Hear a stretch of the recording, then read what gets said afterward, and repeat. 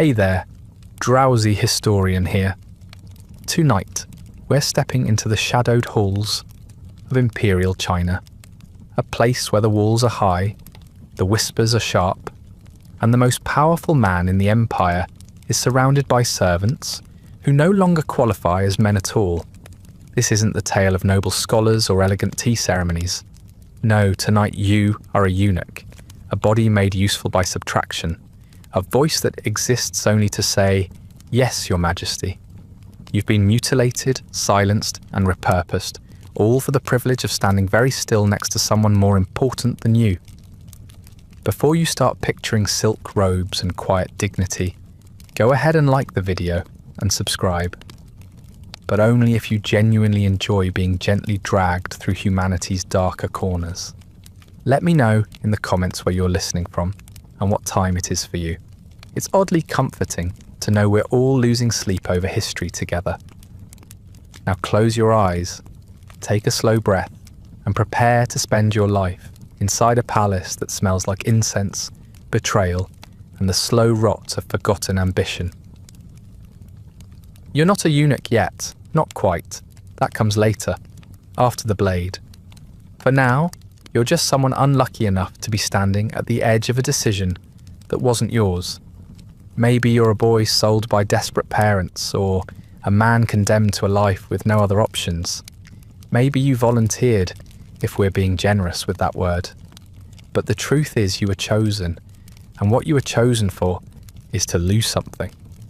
Not metaphorically, not emotionally, physically. Castration. Cleaned up in modern English, it sounds like a clinical procedure, something done in a sterile room, with consent forms and anesthesia. But this isn't a modern story, this is Imperial China, and the procedure isn't carried out in a hospital. It's done in a rented room behind a shop, or in the corner of someone's courtyard. There's no white coat, just an old man with a knife, a bowl, and a towel that hasn't been washed in years. If you're lucky, the knife is sharp. If you're really lucky, the man holding it has steady hands. The process is straightforward, in the same way falling downstairs is straightforward. You're stripped, held down, and told not to scream. Not because screaming is discouraged, but because it's expected, and they'll just ignore you anyway. They tie your legs together. They tie your arms down. Someone stuffs a rag in your mouth. Someone else holds your head still. Then it begins. There are different techniques depending on the dynasty, the region, and how squeamish your handler is. In most cases, everything goes. Penis, testicles, the works, sliced off in one careful motion if the surgeon is skilled. If not, it's more of a tug-and-saw affair. The stump is cauterized, or packed with herbs, or left open to the air, depending on how sadistic or indifferent your handler is feeling that day.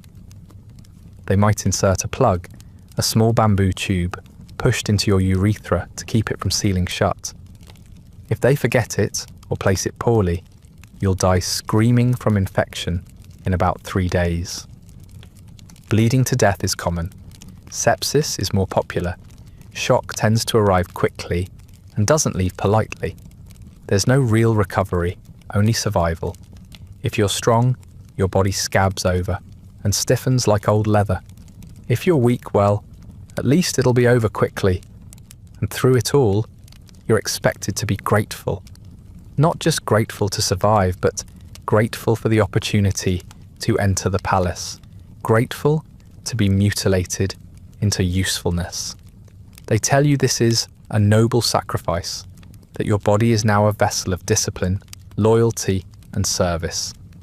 They tell you you've been chosen. What they don't say is that you've just been reshaped into something that the court finds less threatening.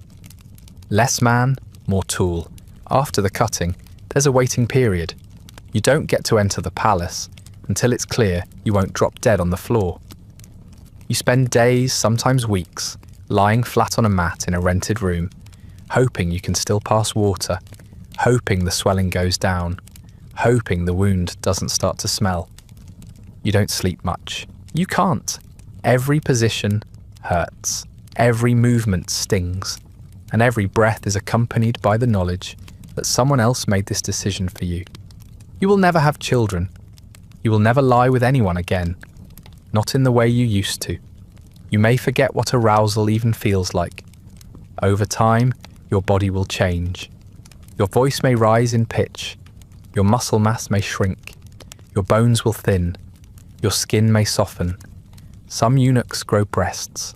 Others develop a strange ageless appearance. Faces like melted wax, smooth and pale, like time gave up on them.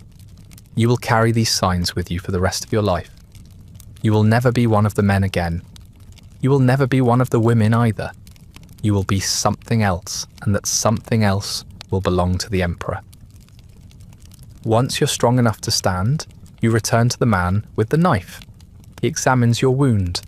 If you're healing well, he gives you a certificate, a crude slip of paper verifying that yes, your parts are gone, and yes, you are now eligible for service. Without this paper, you can't enter the palace. Without this paper, you're just another crippled beggar on the street. So you take the certificate, tuck it into your sleeve, and report to the office of eunuchs. You're one of many. Dozens of others stand in line beside you, all bearing the same dull expressions, the same shuffled stance, the same air of aching vacancy. Some are older, most are younger. None of you smile. The officials don't greet you with warmth. They inspect your certificate, confirm that your wound is real, sometimes with a disturbingly hands-on inspection, and then assign you to training. Training is a generous word. It mostly consists of learning how to walk, bow, and speak like a eunuch. You learn how to suppress emotion, how to maintain perfect posture, how to move in and out of rooms without making a sound.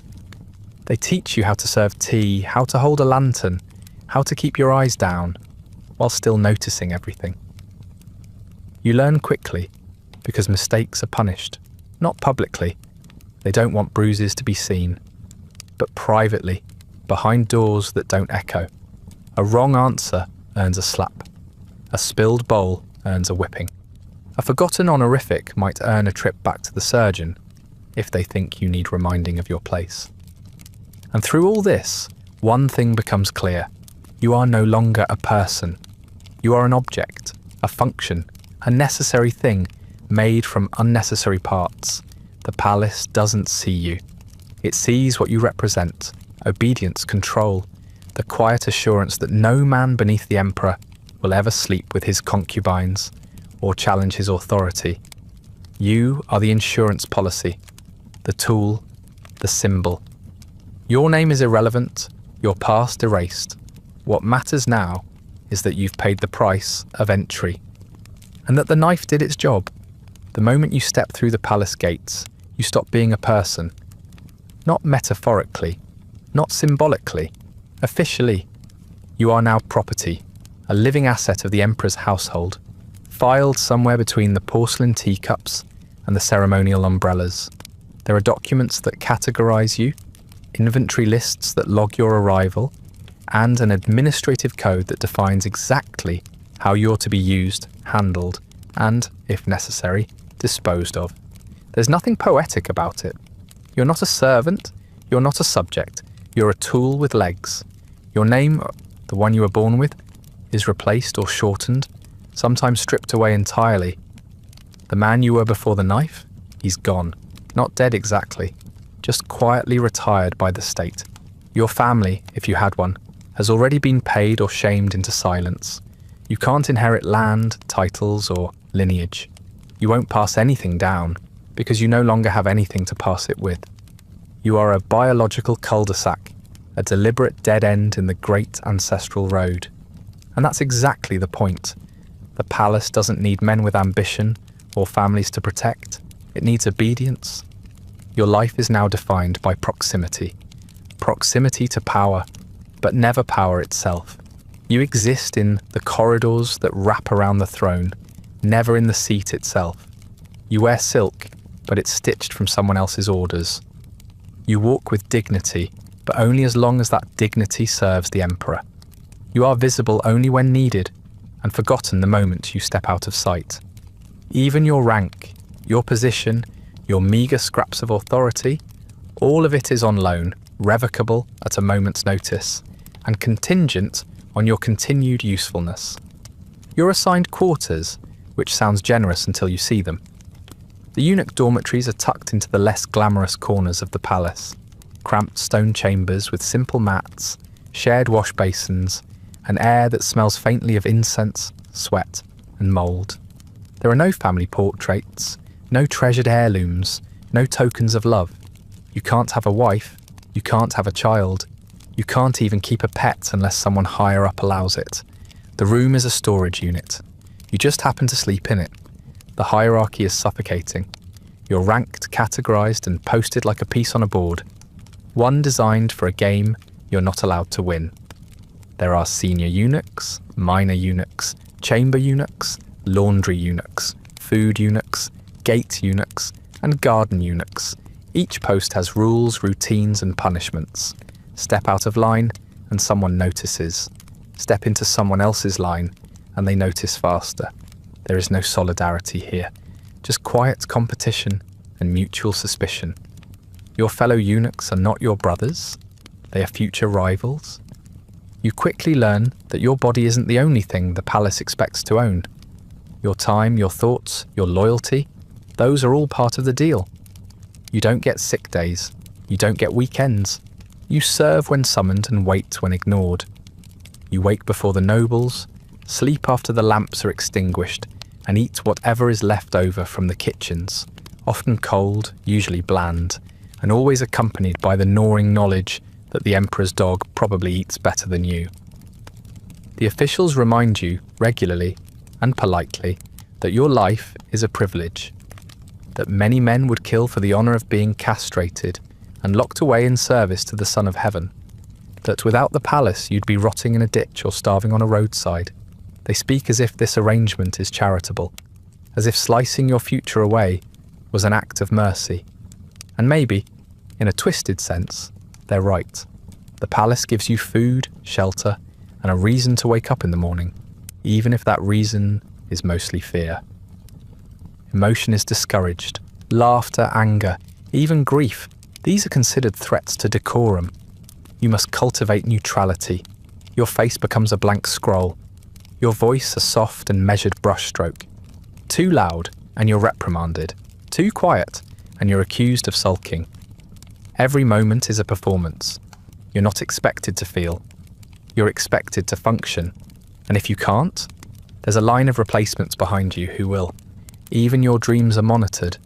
Ambition is dangerous. If you reach too far, curry too much favour, speak too boldly, or linger too long in the emperor's gaze, you attract the wrong kind of attention. 1 minute you're trusted, the next you're reassigned to cleaning latrines for disciplinary reflection. In some cases you disappear entirely, your name scrubbed from the rolls, your possessions redistributed, your fate sealed behind a locked garden gate. It doesn't take much. A rumour, a jealous superior, a concubine's complaint. The system doesn't need a reason, only an excuse. There's a ceremony each year, a kind of public audit, where eunuchs are inspected, praised, punished, or quietly replaced. You're expected to bow, smile, and show your gratitude for whatever new assignment you receive, even if it means moving from the archives to the stables, or from the royal kitchens to the sewage channels beneath the bathhouse. Job security doesn't exist here, only temporary usefulness. And yet, despite everything, despite the humiliation, the surveillance, the physical pain, the emotional numbness, there is still a flicker of pride.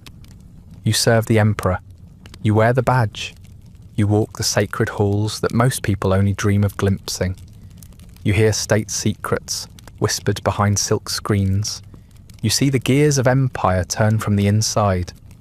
You are closer to the throne than any general, scholar, or nobleman dares to stand. And in a world where power trickles down through bloodlines and favours, that proximity alone can become its own strange currency. But don't let it go to your head. The palace giveth, and the palace taketh faster. You may be valuable today, Tomorrow, you may be forgotten. The new eunuchs arrive in steady waves, younger, hungrier, quieter. The emperor will never remember your name. The court will never mourn your passing. History will mention you, if at all, as a trusted servant or court official, carefully sidestepping the reality of who you were and what you gave up to be there. You are not your own. You never were. You belong to the emperor, and he never gives back what he owns. At first it's breathtaking. You walk through the main gates and your mouth forgets how to stay closed. The Forbidden City is not just a palace, it's a different planet. Red lacquered walls, dragon-tiled roofs, courtyards the size of villages. There are carved stone bridges, lotus ponds, and walkways so wide they seem built for gods rather than men. Every column is painted, every window etched, every door guarded by someone who looks like they haven't blinked in a decade. It's beautiful, yes, but beauty can lie. And this place is very good at it. Because once the gates shut behind you, you realise something no one ever says out loud. This isn't a home, it's a trap. And you just stepped into it willingly. There's no going back. Not to the world outside, not to a family if you had one. Not to a street corner or a countryside field. The city is forbidden for a reason. It's not just forbidden to outsiders, it's forbidden to you too. You can't leave without permission, and permission is as rare as an honest courtier. You are sealed in, like a message in an envelope that no one ever plans to open. Your daily path is rigid. You don't wander, you follow routes, assigned routes, scheduled ones. You know exactly which corridor leads to which gate, which turns are allowed, and which are punishable. There are entire wings of the palace you will never see, rooms that exist only in rumours, and in the stories the older eunuchs mutter before bed. Every hallway is watched, every gesture monitored. Even the shadows feel like they're taking notes. The smell of incense never leaves the air. It's sweet, cloying, almost sickly, a constant reminder that this place was built to be sacred, not safe. Incense for the ancestors, incense for the gods, incense to cover the stench of ambition and decay. It gets into your clothes, your bedding, your lungs. Eventually, you stop noticing. That's the point. The palace wants you to become part of it. It wants you to dissolve into routine, to forget the smell of the outside world, to forget there is an outside world. And then there's the silence, a strange, heavy kind of silence, the kind that isn't quiet so much as tense. Conversations are always careful, voices hushed, laughter rare. If someone is speaking loudly, it's either because they have power or because they're about to lose it. You never know which until it's too late. And you, being a eunuch, never raise your voice. Not unless ordered to. Not unless you've decided you don't need your position anymore. Or your tongue. The people here, they're polite. Dangerously polite. Smiles like blades, greetings laced with hidden meanings. You'll hear, "May your service be blessed," in the same tone someone might say, "You'll be dead by sunrise." Every cup of tea could be a test. Every request from a superior might be a trap. Someone once said that the most dangerous game in the empire isn't war or politics, it's a dinner party in the Imperial court. You, unfortunately, are part of the catering staff. There's a phrase you learn early. Stillness is survival. It means don't draw attention. It means don't speak unless spoken to. Don't move unless instructed. Don't have opinions, or if you must, don't share them. You are background, ambiance, the decorative silence between imperial decisions. When you serve a noble, your hands must be steady, your eyes downcast, your breathing invisible. The art of being unnoticed is the most important thing you'll ever master. And yet, despite all this, people claw their way into this place. They bribe, they lie, they offer their own children, all for a chance at the palace life. Because on the outside, it still looks like glory. From beyond the walls, it appears as heaven on earth, the centre of civilization, the seat of the emperor, the heartbeat of the world. What they don't realise is that heaven, in this case, has a curfew, a dress code, and a body count. Even the architecture is designed to remind you of your place. Doors are deliberately short so you must bow to enter. Rooms are laid out to confuse intruders and the unworthy. Courtyards stretch forever, forcing you to walk slowly, to feel the weight of distance, to understand that every step is a privilege you haven't earned. There are over 8,000 rooms in the Forbidden City. You'll probably only see 6, maybe 10 if you're lucky, and every one of them is cleaner than your conscience will ever be. Security is omnipresent. Not obvious, that would be vulgar, but constant. Guards dressed like shadows. Officials who know your schedule better than you do. Spies disguised as servants. You once heard a rumour that even the birds in the Imperial garden were trained to report suspicious behaviour. It wouldn't surprise you. Nothing surprises you anymore, except how long it takes to stop being surprised. You start to learn how to read people without making eye contact, how to tell who's dangerous by how slowly they speak, how to walk without creaking a floorboard, how to pretend to be invisible while being watched by 20 pairs of eyes. It's exhausting, but you adapt, because adapting is all that's left. The palace doesn't care about your comfort, only your performance. And then one day, you realise something strange. You've stopped looking at the walls as barriers. You've started thinking of them as shelter. You no longer crave the outside world. You no longer miss the sky. You've forgotten what silence sounds like without incense. You've internalized the rules so completely that you enforce them on yourself. You have become a creature of the palace, and like all creatures in cages, you've stopped noticing the bars. This is not freedom. This is not safety. This is not even stability. This is curated obedience, gilded repression, carefully decorated fear, and it is your entire life. But the curtains really are nice. Your first assignment is not glamorous. No one rolls out a red carpet or hands you a scroll of duties written in gold. Instead, someone hands you a stiff bristled brush and points to the floor. That's your kingdom now. The stone tiles of a corridor no one important ever walks through. Your job is to clean them until your hands blister and your back aches and your sweat has polished them smoother than jade. It's not symbolic. It's not character building. It's just menial labour. The kind the higher-ups are too important to do, and the kind they need to know you're willing to endure. In the hierarchy of the palace, you're not even at the bottom. You're somewhere beneath it. The actual bottom is occupied by more senior eunuchs, who are out of favour. You're below them because at least they've been noticed. You're functionally furniture. You're part of the background noise that keeps the palace running. If everything goes perfectly, no one will acknowledge you exist. The best you can hope for on a good day is to be ignored. The ranking system is dense, tangled, and deliberately opaque. Every position has layers. You might be assigned to the kitchens, but not as a cook. No, you'll be the assistant to the assistant who handles the firewood, or you're stationed in the laundry wing, not to wash clothes, but to fold the drying rags that were used to wash the clothes.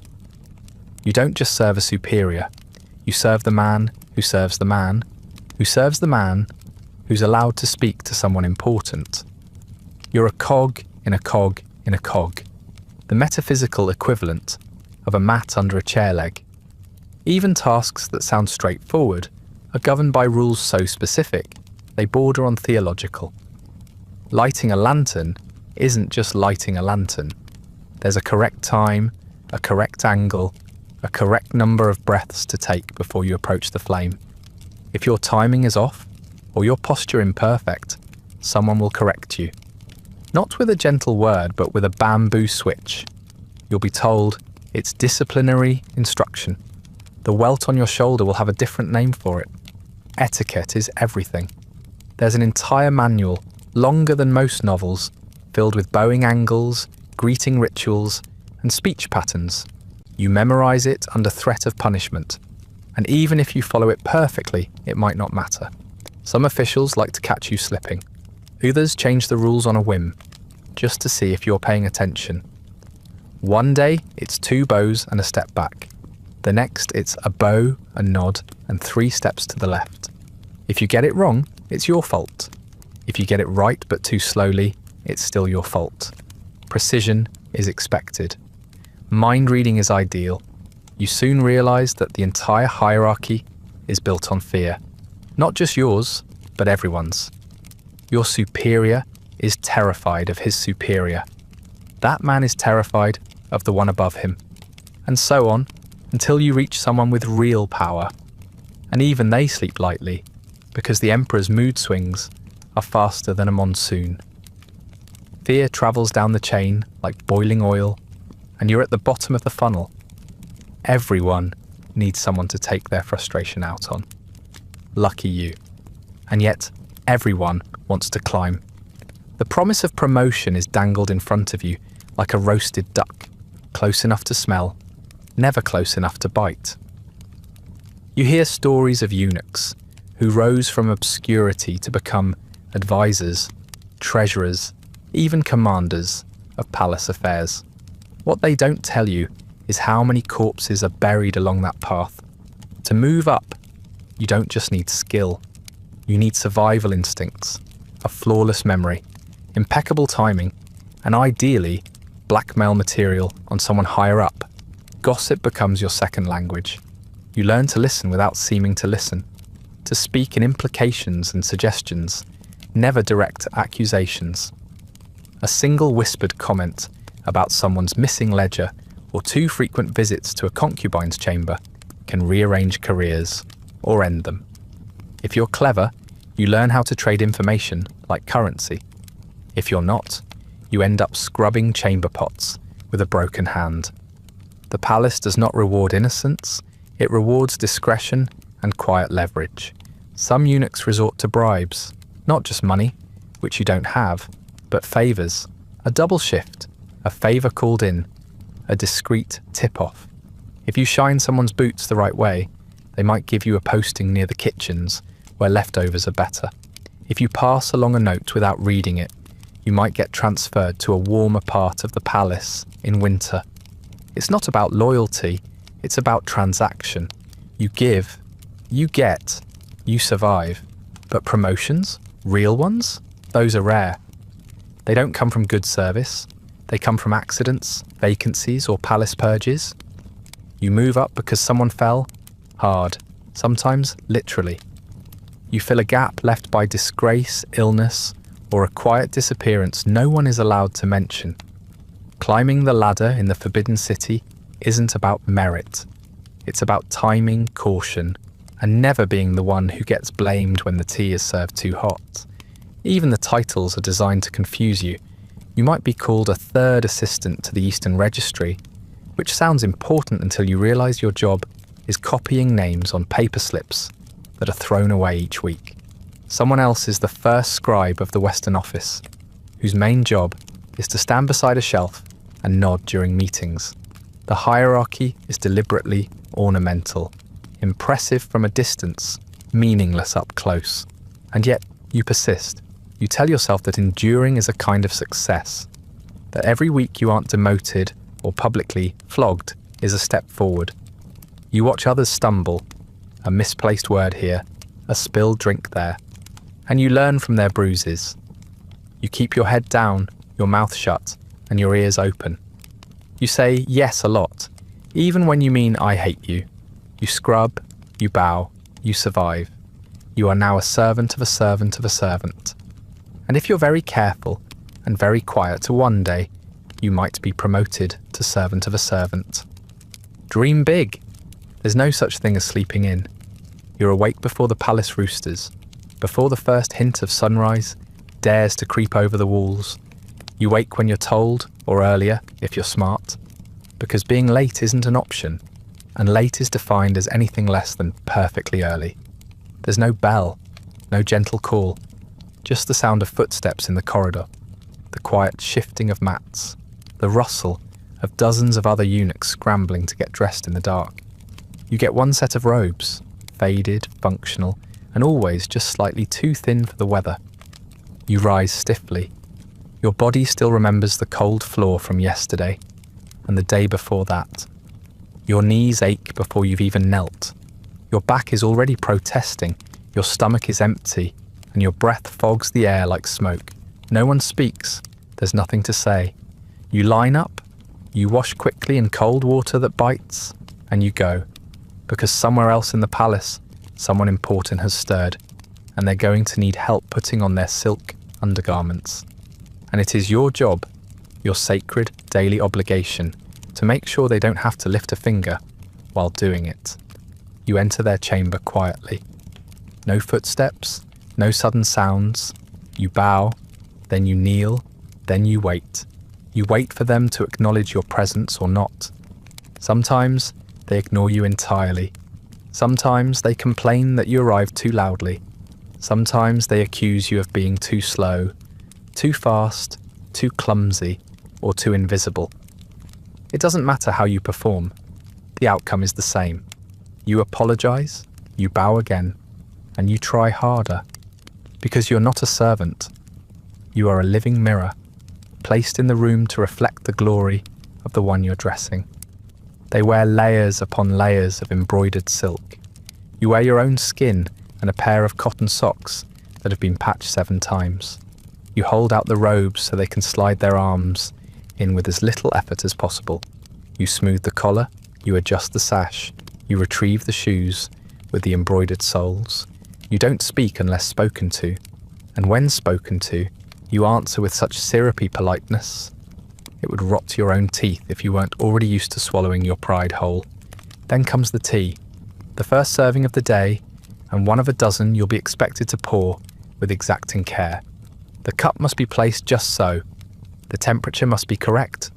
The presentation must appear effortless. One drop spilled and you might receive a long sigh, a cutting remark, or a backhand across the cheek, depending on the mood of the recipient. You do not react. You nod, apologize, and thank them for the correction. You thank them for hitting you.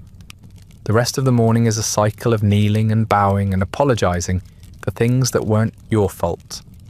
You clean rooms that don't belong to you, polish brass that doesn't belong to you, arrange furniture you're not allowed to sit on.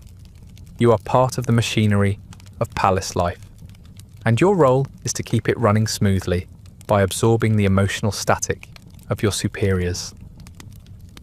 They are frustrated, you bow. They are bored, you entertain.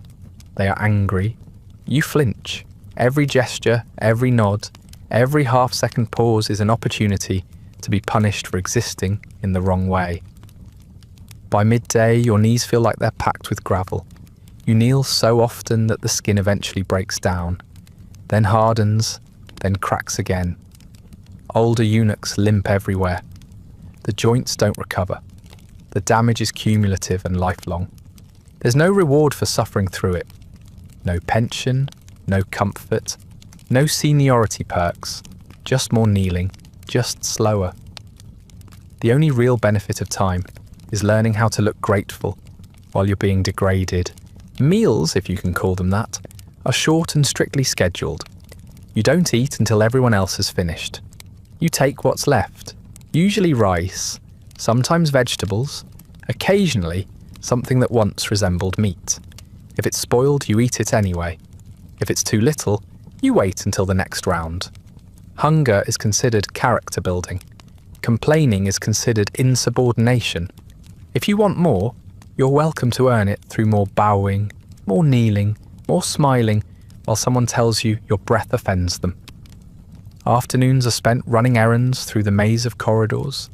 You might be sent with a message, or to fetch an object, or to carry an item that will never be acknowledged, but is somehow vital to the functioning of an official's afternoon routine. You're expected to move swiftly, but not too swiftly, quietly, but not suspiciously. If you look tired, someone might report to you. If you look too cheerful, someone will report to you. There is no correct expression. There is only the illusion of pleasant neutrality, the eunuch's mask. Evenings bring ceremonies. If you're assigned to assist, it means more bowing, more kneeling, more pretending you're not freezing or exhausted or about to pass out. You hold incense trays. You adjust robes.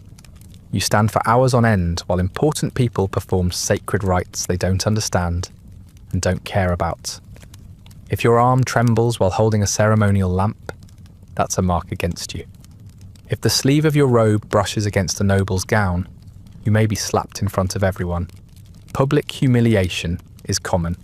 Sometimes it's planned, used to demonstrate discipline. Other times it's spontaneous, used to demonstrate dominance. Finally, you return to your quarters.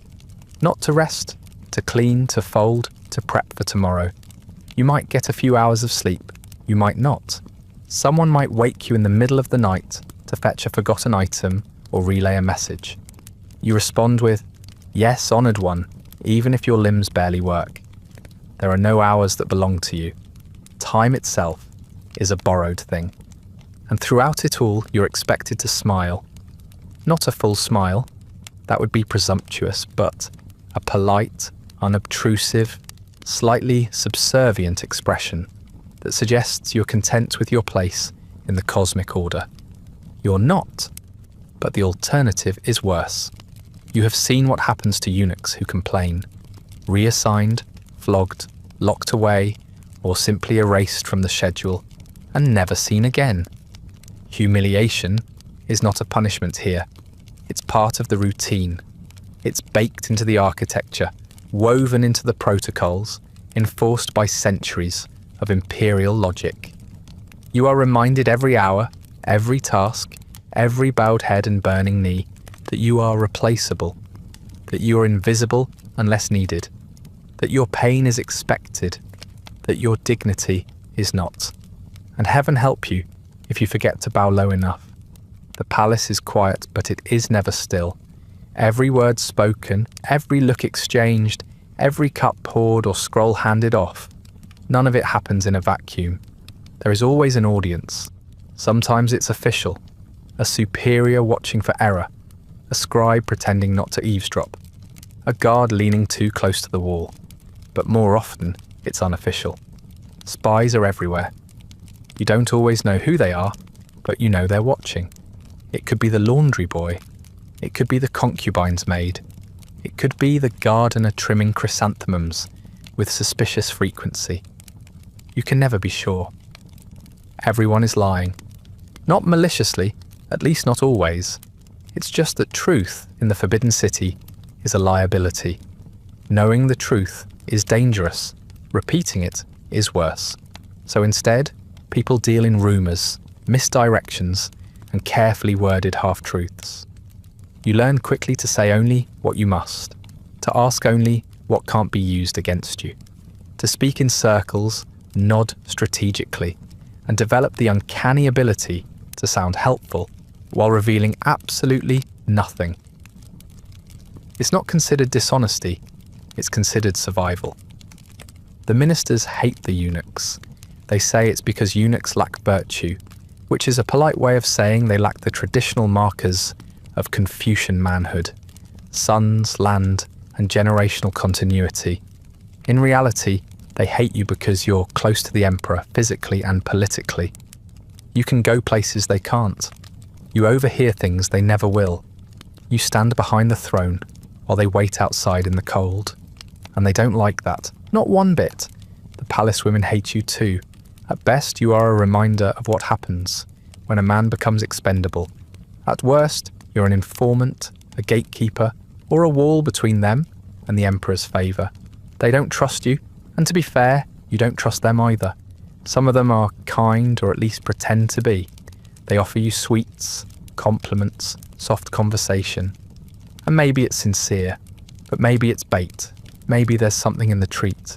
Maybe the compliment is being overheard. Maybe she just needs a disposable ally in her next attempt to sabotage the favoured concubine.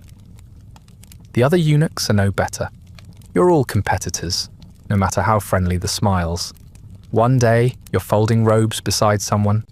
The next day, they're reporting you for taking too long in the storeroom or forgetting to bow fast enough. You trade gossip the way merchants trade silver. Cautiously, strategically, with one hand always hovering near the dagger. Allies are temporary. Enemies are permanent. No one forgets a slight, and no one misses an opportunity to move up when someone else falls down.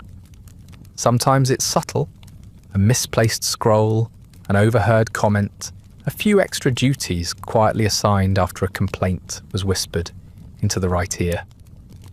Other times it's bold, accusations of theft, questions about loyalty, a sudden reassignment to a lower post without explanation. You learn that punishment doesn't always come from the top.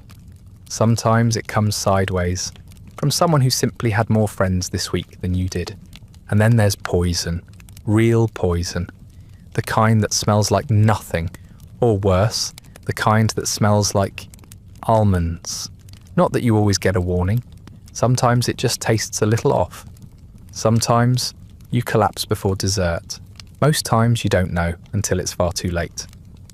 Poison is the weapon of choice in the Forbidden City because it's clean. No blood, no mess, just a quiet exit and a replacement eunuch waiting in the wings. That's the thing about being part of a system this massive. No one is irreplaceable. You check your food, you watch the servants who bring it, you pretend not to notice when someone else refuses theirs. If you're smart, you cultivate favours with the kitchen staff. If you're smarter, you grow your own herbs in a pot by your quarters and make your own tea. No one drinks from someone else's cup. No one eats the first bite without hesitation. Even the emperor has tasters. You, of course, are not important enough to warrant one. Your tongue is your own protection, until it isn't. Information is power, and power is currency. You gather it in whispers. Who visited which chamber late at night? Which official had too much wine at the feast?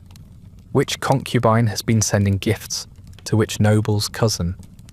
You remember it all because one day it might save you, or destroy someone else. The same fact can be used both ways depending on how you phrase it. Sometimes you're told to pass messages between parties, between ministers and their mistresses, between concubines and distant relatives, between eunuchs in rival departments. You become the silent courier of secrets, the whisperer behind doors, the bridge between lies. You carry these words like blades, unsheathed, pointed, and ready to be used by or against you. You never forget who said what. You just pretend you did. And then there's the pillow talk. Not yours, obviously. You're not exactly in a position to have that kind of conversation, but the kind you overhear. You're often stationed near the inner quarters. You assist in dressing and undressing. You light the candles. You help the emperor prepare for his nightly visit to a concubine's chamber. And sometimes you help him stumble back afterward. And through it all, you hear things. Little things, names, accusations, requests for favours, rumours of discontent, plots wrapped in silk and whispered through gritted teeth. You don't repeat what you hear, not immediately. You wait, you file it away, you watch to see who wins and who disappears. Then if it's useful, you mention it, quietly, strategically, to the right person at the right time. If you're wrong, you say it was a misunderstanding. If you're right, well, that's one fewer rival in the courtyard. You begin to notice patterns. Who's rising, who's falling, who smiles too much, who stops eating, who gets promoted after someone else is reassigned. You start to see the palace, not as a structure, but as an organism, breathing, shifting, constantly digesting those who live inside it. You don't have to outrun the system. You just have to avoid being noticed by it too much. Stay useful, stay quiet, stay suspicious, and above all, stay alive. There's a strange quiet that follows you wherever you go, and it's not the reverent kind. It's the uneasy kind. The silence people give to things they don't quite understand. You feel it in the glances that linger just a second too long. You hear it in the way people address you with words that are technically polite but emotionally hollow. You've been stripped of more than just your anatomy. You've been removed from the categories people know how to handle. You're not a man, not in the way society defines one. But you're certainly not a woman either. You exist in a narrow, uncomfortable space in between, and no one knows what to do with you there, not even you. Other men, whole men, look at you with a mixture of disgust and relief. Disgust because you're a living reminder of what could be taken from them. Relief because it wasn't. You make them uncomfortable. You're a challenge to their status, a question mark where there should be an exclamation point. You're harmless, they say, but they don't believe it. You can move freely in places they can't. You hear things they never will. That alone is enough to make them uneasy. To them, you are unnatural. Something altered, something broken. They don't say it aloud. They don't need to. Their eyes do all the work. Women, on the other hand, treat you like something cursed, not out of cruelty, but caution. You're allowed near them, and that's the problem. In a society where access to women is tightly controlled, your presence is a loophole. You're close enough to hear whispered conversations, to carry messages between chambers, to brush against them while adjusting a robe or lighting a lantern. But you're never one of them. You're not invited into their confidence, not truly. You're always adjacent, tolerated but never embraced. You're something they use when they must, then forget when they can. You learn not to speak unless spoken to. You learn to keep your eyes down, even when you're being spoken about. Sometimes you're complimented, but it's rarely sincere. Sometimes you're mocked, but it's always indirect. The insults come in soft tones, feminized names, playful slurs, dismissive gestures. You are the target of every joke that starts with, "Well, at least I'm still a man." And you laugh. You always laugh, because laughing means you're safe, or at least pretending to be. In the Imperial records, you barely exist. Your name might appear on a roster or a payroll list, but your life, your thoughts, your fears, your voice is absent. Historians don't write about eunuchs unless we did something scandalous. Even then, we're not described as people. We're obstacles, villains, cautionary tales.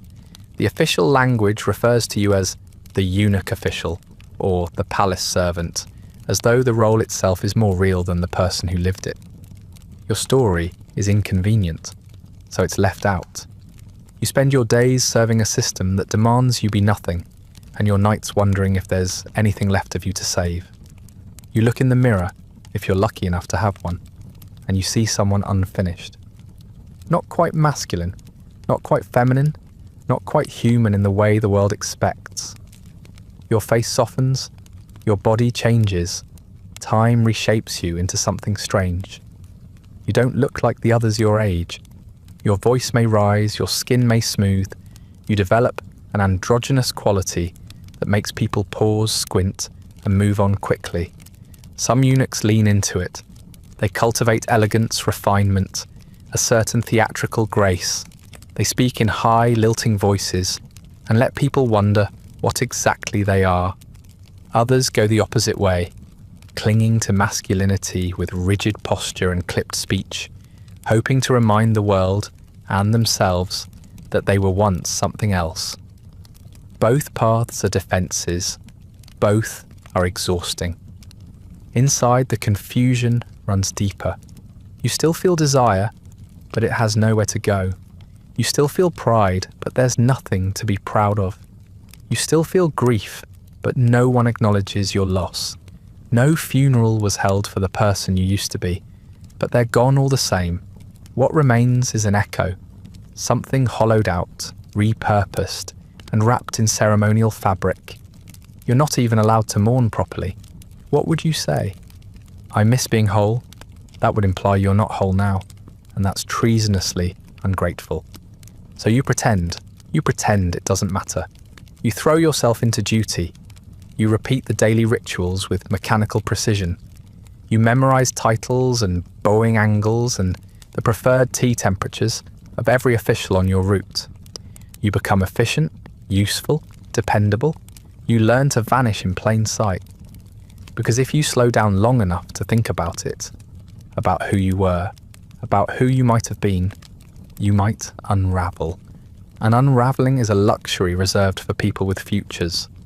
The palace rewards silence and punishes introspection. You've seen what happens to eunuchs who start to feel too deeply. They grow restless, they speak out, they ask questions, and soon they're gone. Reassigned, removed, buried under a charge of misconduct or disloyalty, or, if the accusations are generous, emotional instability. You learn from them. You push the questions down. You lock them behind routines and rituals, and the quiet lie that none of it ever bothered you. And yet, sometimes, late at night, when the corridors are still and the lamps have gone out, you wonder. Not aloud, of course, just inside. You wonder if your existence is more than a function, if you're more than the sum of what was taken from you, if perhaps there's a version of you somewhere, in another life, in another world, that wasn't turned into this. Someone who could walk freely, love openly, speak honestly, and be seen. But then you wake up, you dress, you bow, you pour the tea, and you remind yourself that hope is more dangerous than poison. Climbing the palace hierarchy is less like ascending a ladder and more like tiptoeing across a tightrope over a pit full of knives. And still, some eunuchs do it. A few manage to rise above the endless ranks of foot washers and robe folders to grasp real influence. They don't just carry messages anymore, they compose them. They don't just serve tea, they choose who gets to drink it. One or two might even speak directly into the emperor's ear. And when they do, everyone else listens, because no one gets that close without wielding something sharp, even if it's only words. But here's the part the stories leave out. If you rise alone. And once you've risen, everyone else will try to pull you back down. Jealousy is not an abstract concept in the palace. It's a full-time occupation. Your peers, who used to scrub floors beside you, now resent you for standing. Your superiors, who once overlooked you, now obsess over your every move. Every favour you receive becomes ammunition. Every nod from the emperor becomes a liability. They start watching you not because they admire you, but because they're waiting for you to slip. And you will. Everyone does. To become a high-ranking eunuch, you have to do more than obey. You have to scheme. You have to align yourself with factions, flatter the right concubine, undercut the right official, and survive the fallout when the wind shifts. You might gain control over the Imperial seal, which means nothing leaves the Emperor's desk without your hand on it. You might oversee the court archives, or the palace treasury, or the Bureau of Ceremonies. But power doesn't come with security, it comes with exposure. Every task you take over from someone else creates an enemy. Every success makes you a target. Even the Emperor is dangerous, especially the Emperor. His favour is the sun that feeds your position, and it will burn you alive if you linger in it too long. He expects loyalty, but not visibility, usefulness, but not ambition. If you appear too competent, too knowledgeable, too essential, he might start to wonder whether he's still the one in charge. And emperors, historically, don't enjoy being outshone by their servants.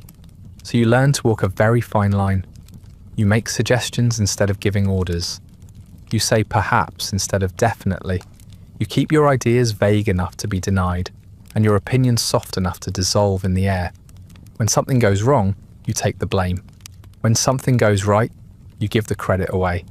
It's not humility, it's insurance. And still, the higher you go, the more dangerous the air becomes. Rumours start to circle like vultures. You've grown too rich. You're sleeping with someone you shouldn't be. You're plotting to replace the emperor. You poisoned the last advisor. You've sold palace secrets to foreign diplomats. It doesn't have to be true. It doesn't even have to be believable. It just has to be repeated enough times, in the right ears. That's all it takes for an honoured servant to become an enemy of the state. The fall, when it comes, is fast. One day, you're running meetings. The next, you're missing. Your chambers are emptied.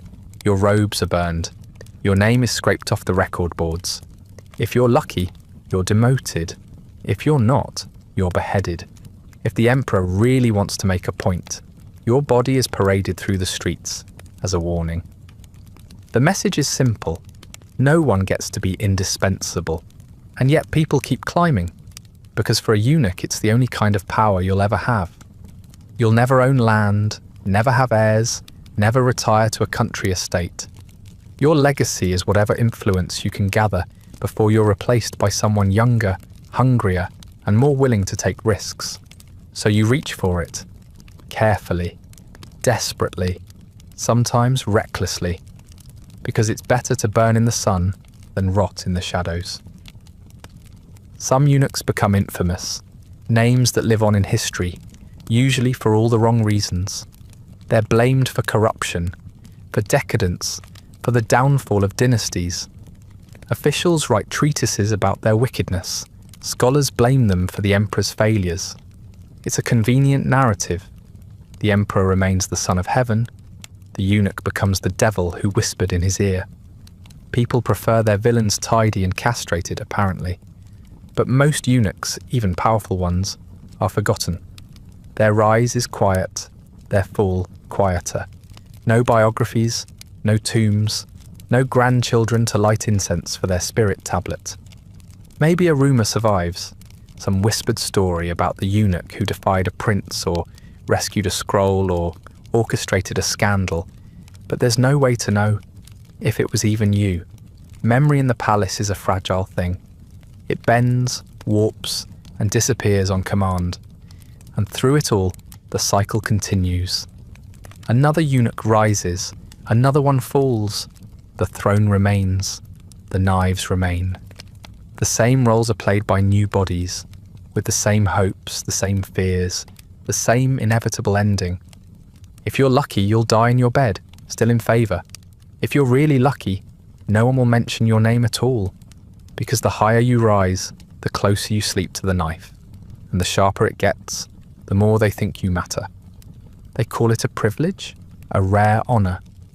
You are one of the few allowed into the most secretive and jealously guarded part of the Forbidden City, the inner palace, the harem, the Imperial women's quarters. It is a place no ordinary man may ever see, and no nobleman may enter without a direct Imperial summons. And yet, you walk those halls freely. You open their doors, you serve their meals, you help them dress, deliver their messages, arrange their appointments, fetch their silks, and stand quietly beside them as they cry into their sleeves. You are everywhere and nowhere, necessary and invisible. You're told this is power, that to serve among the emperor's consorts is a high post, a sacred one. You are trusted. You are closer to the heart of the empire than most ministers will ever be. And in a way, it's true. The women of the palace hold more influence than the outside world suspects. And you are in the thick of it, positioned like a hinge between their world and the emperor's. You carry their words and their moods, and sometimes their fates. You know which concubine has the emperor's attention this week. You know who's fallen out of favour. You know who's plotting, who's praying, and who's quietly wasting away. But none of it is yours. You do not belong here, not really. You may walk their corridors, but you are not welcome at their tables. You may hold their robes, but you will never share their lives. You are too close to be ignored and too alien to be embraced. You are not a man, and therefore not a threat, but also not a woman, and therefore not family. You're a fixture, a tool, a necessary presence that makes everyone a little uncomfortable when they think too hard about what you used to be. Still, you're useful, indispensable even. You know the routines. You know how to calm a temper, how to disappear during a scandal, how to clean up the mess when someone screams too loudly or faints too dramatically. You know how to write discreet letters for someone who was never taught to write for herself. You know how to smuggle out a pouch of melazon, or a note to a former lover, or an unsigned poem meant to win back the emperor's favour. You learn quickly that privilege, here, means exposure. Exposure to every raw emotion that life in gilded captivity can produce. And there is so much emotion. The women of the inner palace are dressed in beauty, but bound by loneliness. They live in luxury and die in boredom. Most will never see the emperor more than once. Some will never see him at all. Their entire lives revolve around catching the attention of a man they cannot approach, cannot speak to unless summoned, and cannot forget. They are raised for this one chance to charm, to beguile, to produce an heir. And when that fails, they are slowly discarded, one cold season at a time. You are there for the aftermath. You see the tantrums and the breakdowns, the whispered threats, and the deliberate overdoses. You are handed the torn letters and the broken hairpins. You collect the empty medicine bowls, smile through the insults, and keep your mouth shut about what you saw in the corridor after dusk. Because that's your job. That's the privilege. You are the ghost in their chambers, the shadow at their side, the ear that hears and the mouth that never speaks. Sometimes you're asked to help in more delicate matters. A pregnancy that shouldn't have happened. A visitor who shouldn't have entered. A scandal that must not reach the emperor's ears. You burn letters. You move jewellery. You alter records. You lie skillfully and often. And you never ask questions, not because you don't have them, but because you know what happens to eunuchs who get too curious. You become a connoisseur of secrets. You know which noble daughter was forced into the palace for political reasons. You know who has a sister outside who sends her food, or news, or hope. You know who's ill and pretending otherwise, who's ill and doesn't care, and who's not ill at all, but just wants someone to notice she still exists. You are a walking archive of personal tragedies, and the only thing more exhausting than holding them is knowing you can never share them. Sometimes one of the women will treat you kindly. A kind word, a smile, a gift slipped quietly into your hand. It means something. It always does. Maybe she wants information. Maybe she wants protection. Maybe she's just lonely. You try not to get attached. That's the first mistake. A eunuch who gets emotionally involved is a eunuch who ends up reassigned, if he's lucky, or quietly eliminated if he isn't. Because in the end, you are not an equal. You are not even a servant in the traditional sense. You are a buffer, a silent, neutered witness to lives unravelling in slow motion. Your body grants you access. Your silence ensures your survival. But your presence is always conditional. One mistake, one accusation, one bad look, and the doors close to you forever. Or worse, they remain open just long enough for someone to make an example out of you. So yes, you have access. You know things others don't. You stand in rooms where laws are born and lives are decided. You see the empire from the inside out, perfumed rot and its lacquered desperation. But you will never touch the levers of power yourself. You are the messenger, the errand boy, the quiet intermediary. And when you're no longer needed, someone else will be assigned your duties, wear your robes, and pretend they never noticed your name was scratched off the ledger last week. A eunuch's privileges are not really privileges. They are vulnerabilities dressed in silk, and none of it belongs to you. There's no ceremony for growing old in the Forbidden City. No gold watch, no warm farewell, no gentle reassignment to a less demanding post so you can ease into a dignified retirement. There's just the slow, steady process of being forgotten. At first you notice little things. The aches that used to fade overnight now linger for days. The steps that used to feel automatic now require thought. Your eyesight blurs more often. Your hands tremble just slightly. You make excuses for yourself. Bad sleep, a long shift, the cold. But deep down, you know what's happening. Your body's beginning to betray you. It starts earlier for eunuchs than for most. The castration doesn't just take what you lost on the table, it takes everything that was supposed to come later. You don't get the natural hormonal balance that allows for steady muscle, strong bones, or internal repair. Your bones become brittle. Your skin softens and thins. You lose muscle without even trying. The joints in your knees, already ruined from a lifetime of bowing, begin to swell and creak like warped floorboards. You get winded climbing stairs. You forget names, tasks, faces. You begin to notice how cold the winters have become and how little you feel in your fingers. Your appearance changes too. The softening features, the greying skin, the loss of youthful posture. People used to nod at you in the corridor. Now they look past you.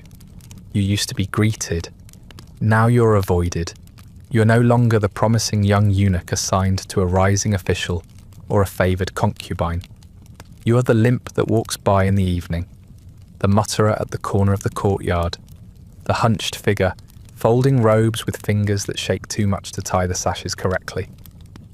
You're not reassigned out of kindness. You're reassigned because someone younger, quicker, and cheaper has shown up. The new eunuchs arrive with smooth faces, sharp eyes, and the enthusiasm of someone who still thinks this place might save them. They look at you and see a warning. Or worse, they see a joke. You hear the word relic whispered behind your back. You see the way they rush to complete tasks before you can. Not out of respect, but to make you unnecessary. It works. Eventually, you're moved to less visible work. Record keeping in a damp storeroom, laundry folding in the outer quarters, gate assignments far from the court, where your slowness won't be noticed by anyone important. No one says it's because you're failing. They call it a new opportunity, a better fit, a chance to mentor the younger staff. But everyone knows what it is. You've entered the long decline. There's no medical care beyond what you can scavenge, no physician assigned to you. The court doctors are for nobles, concubines, and ministers. If you collapse, they'll check to see if you're obstructing anything important. Otherwise, they leave you be. The palace doesn't waste resources on those it no longer finds useful. You wrap your knees in cloth, soak your hands in cold water, and chew bitter herbs for your stomach aches. It helps sometimes, other times it doesn't. You start to see more of the others like you, older eunuchs who've slipped out of rotation. They huddle in the quieter courtyards during the day, talking in low tones, remembering names of concubines who haven't been seen in years. They sit with their backs against the warmest wall, faces tilted toward the sun, trying to soak in enough light to get through the evening. No one else notices them. No one really wants to. They're reminders of where this job leads, and most eunuchs would rather pretend it leads somewhere else. There's a sadness to it, but also a kind of resignation. You begin to feel the weight of the years you've spent here, not just in your body, but in your mind. You think about how long it's been since you saw the sky outside the walls, how many years have passed since anyone called you by the name you were born with. You don't even know if your family's still alive or if they remember you. You wouldn't recognize them now anyway. You've become something else entirely, and then comes the final humiliation. Not the pain, not the solitude, but the irrelevance. One day, someone asks you for help finding a scroll. You tell them exactly where it is. They ignore you and find it themselves. Another time, you offer to carry a tray. Someone younger takes it from you with a smile that barely hides its pity. Your advice isn't needed. Your stories are outdated. Your presence is tolerated until it isn't. You are no longer the right hand, the trusted ear, the valued hand behind the curtain. You're just in the way. No one tells you when it's time to leave. There is no announcement. One day, your name stops appearing on the duty list. Your meals come late. Your room isn't cleaned. Your replacement nods politely, then takes over your spot. And so you drift to the margins, physically, socially, spiritually. You still wake at the same time. You still dress. You still report for tasks that never arrive. But you know, and everyone else knows, that you're just waiting now. Waiting for your body to finish what the palace has already started. Some eunuchs die quietly in their beds. Others slip and fall in the snow, or catch a fever, or fade away after years of aching joints and failed organs. When it happens, there's no mourning. Maybe a younger eunuch mutters a blessing. Maybe someone folds your robe and lays it on your mat out of habit. But the palace doesn't pause. It doesn't notice. You are not missed, you are replaced. And when a new eunuch takes your room, he'll wonder who lived there before him. Someone might mention your name, or they might not. Maybe the record clerk will forget to write it down. Maybe it'll be copied wrong. Maybe, by the end of the week, the only proof you ever existed is a set of calligraphy brushes with slightly frayed tips and a robe that smells faintly of old sweat and camphor. There's no retirement plan here, just quiet decay. For most of history, eunuchs were expected to bow, obey, and vanish quietly when no longer needed. And for the most part, they did. But not always. Sometimes a eunuch has enough of the beatings, the whispers, the forced invisibility, and the daily reminders that he is both indispensable and disposable. Sometimes the man behind the ceremonial robe remembers that he still has a brain and a lifetime's worth of secrets. And once in a while, history reaches one of those rare boiling points where obedience cracks, silence becomes strategy, and the knives start pointing the other way. The Forbidden City might look serene, but beneath the paint and poetry, it's one of the most toxic political environments ever constructed. And eunuchs, shoved into every hallway, every court office, and every private chamber, have always been its most overlooked weapon. When you're everywhere, listening, watching, recording, delivering, it doesn't take long to realize how much power you could have if you simply stopped handing it over. And in certain dynasties, some eunuchs did exactly that. The Tang dynasty was one of the earliest cautionary tales. Near the end of its reign, eunuchs weren't just servants, they were kingmakers. One eunuch, Gao Lishi, became so powerful that he outlived multiple emperors and held more influence than entire noble families. Another, Yu Chaoan, commanded armies, literally. He had his own palace guard and used them liberally to remove ministers who got in his way. Eventually, the throne became a kind of ceremonial seat, while eunuchs ran the bureaucracy from behind silk screens. It didn't end well. When the dynasty began to fall apart, guess who got blamed first?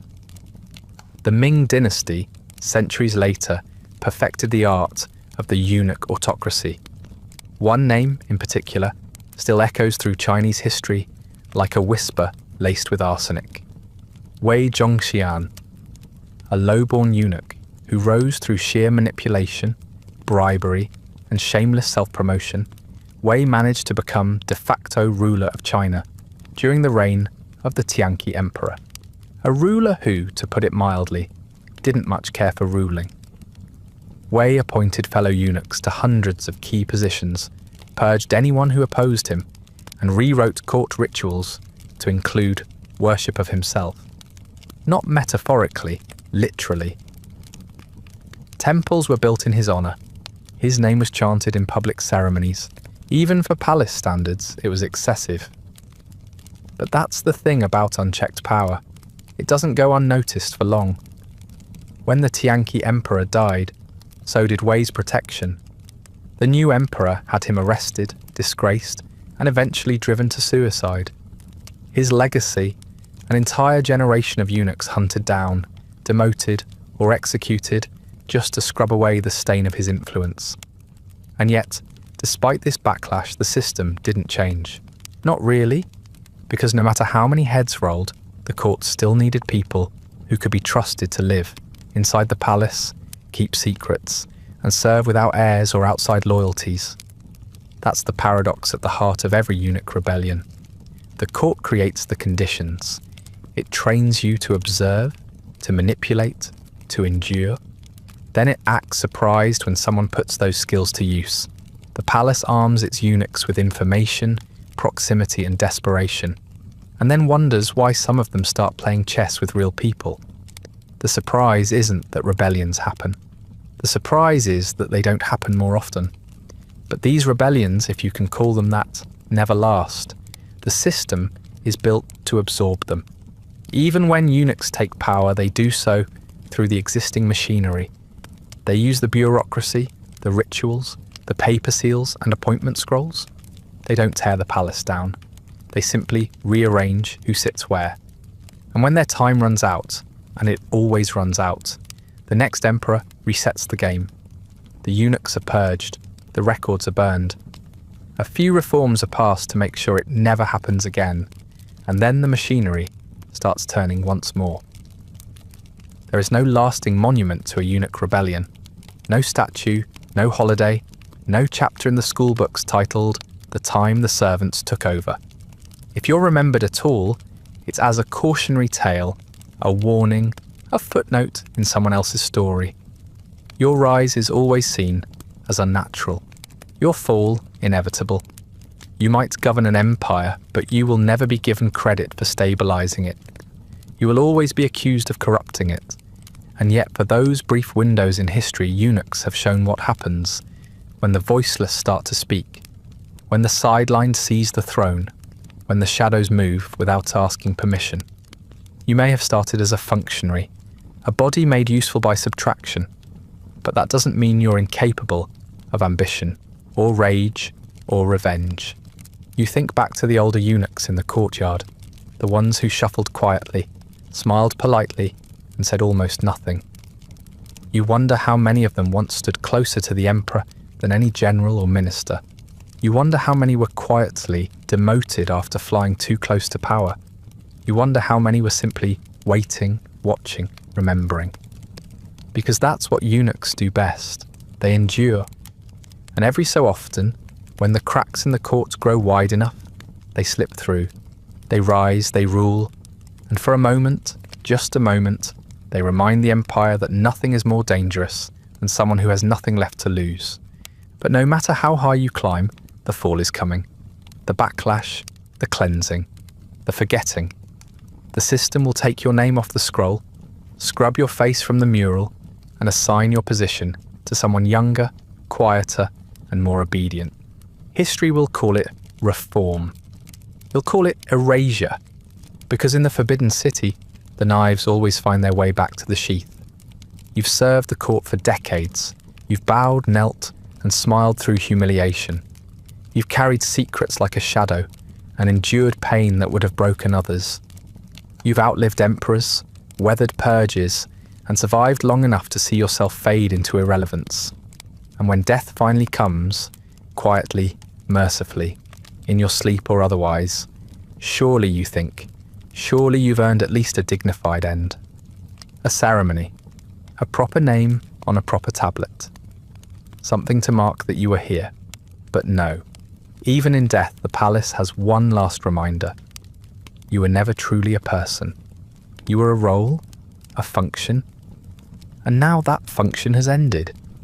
There's no funeral procession, no elaborate mourning rituals, no ancestral tomb to be tended by dutiful descendants. Most eunuchs die without fanfare, often alone, often forgotten. When your body is found, if it's found at all, it will be removed discreetly. There's a process for this, of course. The palace is nothing if not organised. Your name is logged. Your possessions, few and shabby, are inventoried or discarded. Your sleeping mat is replaced. Your room is swept. By sundown, someone else might already be assigned your quarters. If you held rank or favour at the time of your death, there may be a modest ceremony.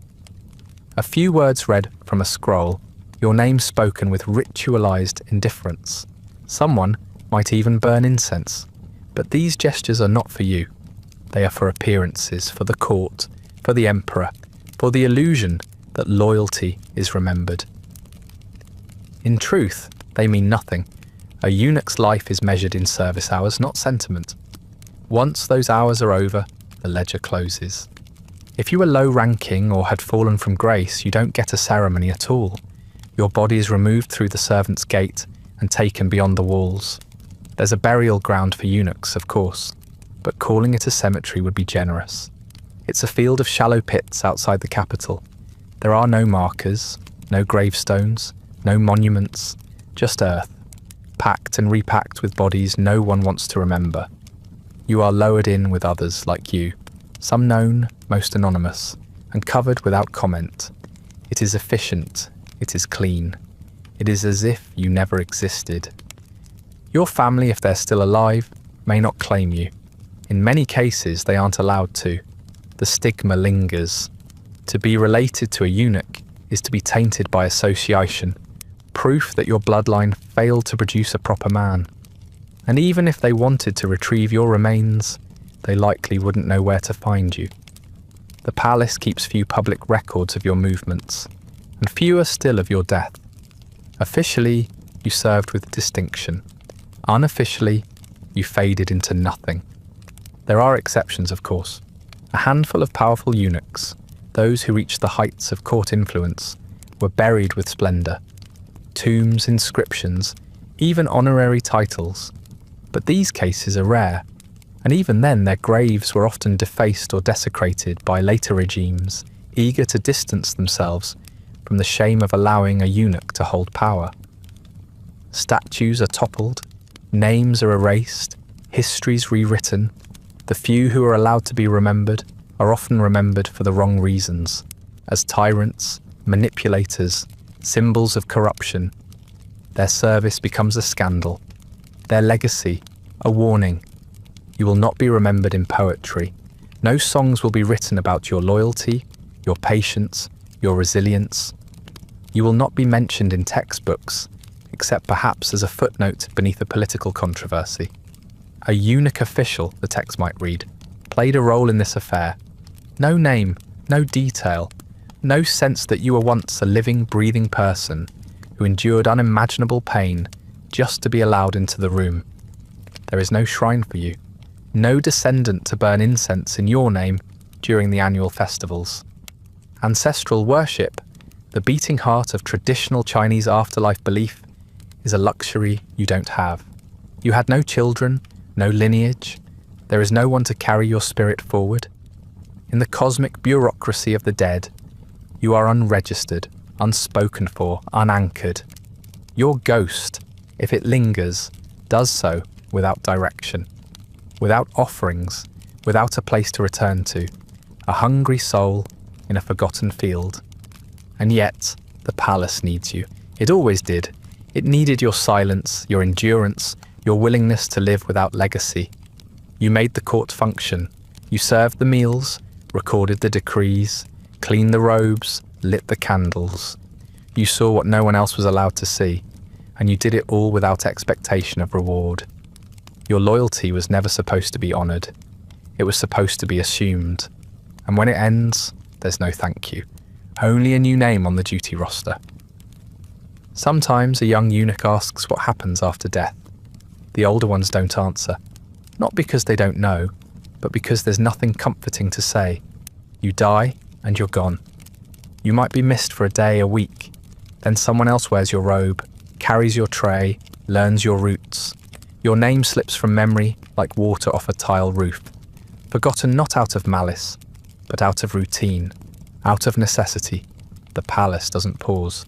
The system cannot afford to mourn. And in that silence, in that erasure, lies the final joke. You gave everything, your body, your identity, your years, for a place that never intended to keep you. Even in death, you are not a person.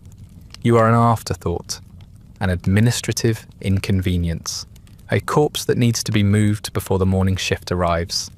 No epilogue, no eulogy, no echo, just the end. Looking back, it's tempting to try and find meaning in it all. After everything, the blood, the silence, the obedience, you want to believe it added up to something. That the years you spent bowing, kneeling, serving, and fading were in service of a greater purpose. That your sacrifices were necessary. That your life, even if small, was part of a larger design. But that's the kind of thinking the palace loves. It doesn't reward meaning. It rewards compliance. You didn't live a meaningful life in the eyes of the court. You lived a useful one. And when that usefulness ended, so did your relevance. Maybe you lived longer than a farmer. It's true that life outside the palace is brutal. Drought, war, disease, back-breaking labour from sunrise to dusk. You didn't break your back in a rice paddy or freeze in a mountain village. You weren't drafted into the military, marched to the borderlands, and left to die defending a piece of land you'd never seen. You had food, not always good food, but food. You had shelter, not always warm shelter, but a roof. You had access to the heart of the empire. but you never had a say in how that heart beat. Yes, you lived near power, but you were never allowed to touch it. You carried messages you didn't write. You served food you didn't eat. You witnessed decisions that shaped kingdoms, but you weren't permitted to speak into them. At most, you nudged outcomes behind the scenes, adjusted the mood of a concubine, whispered a small truth to an official, delayed a letter by half a day, enough to feel like you mattered, never enough to prove that you did. You existed on the margins of history, close enough to smell its breath, never close enough to leave your mark. And even that proximity came at a cost. You gave up your body. You gave up family, legacy, identity. You gave up the chance to be seen as fully human. What you received in return was not freedom, but containment. A carefully curated existence where every moment was prescribed, every gesture trained, every emotion hidden. You were not allowed to love, not allowed to hope, not allowed to age with dignity. And when you died, you were replaced before your body cooled. You might try to tell yourself it wasn't all bad. There were moments of beauty, lantern festivals in the courtyards, winter snow falling over golden rooftops, a kind word from someone who saw you not as a role, but as a person. Maybe you laughed once or twice. Maybe you formed a friendship, however brief. Maybe someone remembered your name, even if only for a season.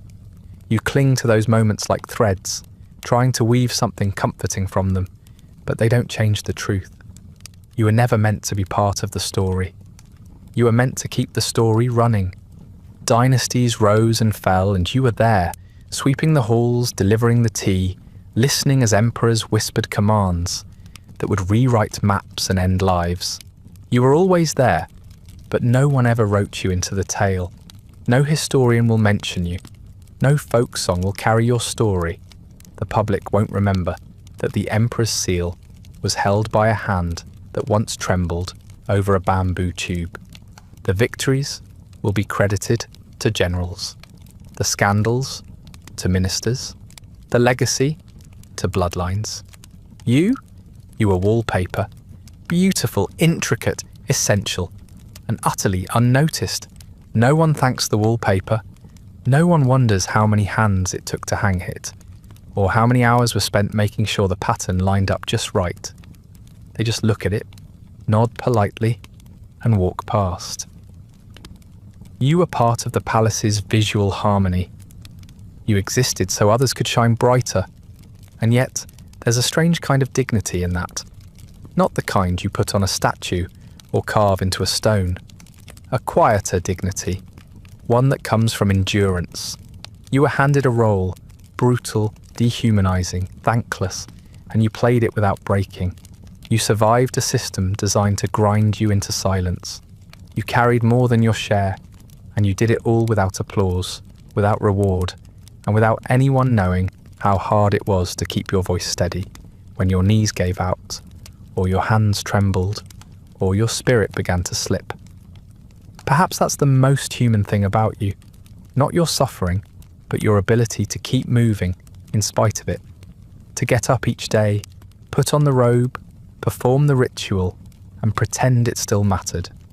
Maybe that's not heroic, maybe it's just habit, but maybe habit is what heroism looks like in a place where grand gestures get you killed. You were not a man, not a woman, not a master, not a slave. You were something in between, something the palace never had a word for. You were the breath between commands, the silence between songs, the space between the emperor's footsteps and the echo that followed. No one will build a temple in your honor, but you already knew that. And that's the end of tonight's long walk through the polished corridors and quiet indignities of a eunuch's life in Imperial China. From the knife that began it all to the slow, unnoticed disappearance at the end, you were never meant to be remembered, just useful. You weren't part of the empire's story. You held the ink, turned the pages, and were erased between the lines. Thanks for drifting through history with me. If you're still awake, don't forget to like, subscribe, and leave a comment about which part of eunuch life would have broken you first. The endless kneeling, the invisible politics, or the knowledge that none of it was ever really yours. Sleep well,